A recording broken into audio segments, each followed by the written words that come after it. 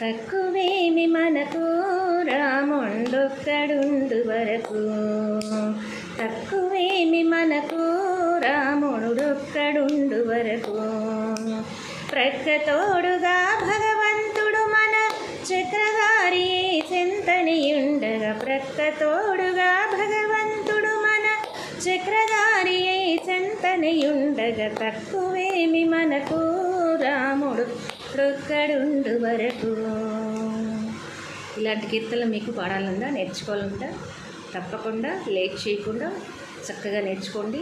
ఆ కీర్తనలు నేర్చుకోవాలంటే ఫస్ట్ ఆఫ్ ఆల్ సంగీతం గురించి తెలుసుకోవాలండి. సంగీతం నేర్చుకుంటూ అన్నమాచార్య కీర్తనలు నేర్చుకుంటూ ఎంత అద్భుతంగా మీరు పాడగలుగుతారో. ఇలా నేర్చుకుని చక్కగా భగవంతుడి సాన్నిధ్యంలో పాడటం కన్నా ఇంకా ఇంత మించి ఏముంటుందండి? నాకు తెలిసి ఏముండదు. మా పిల్లలతో నేను ఇలాగే చేయిస్తూ ఉంటాను కచేరీలు. చాలా ఆనందంగా మనసుకి ఎంతో తృప్తినిస్తాయి ఈ పాటలు.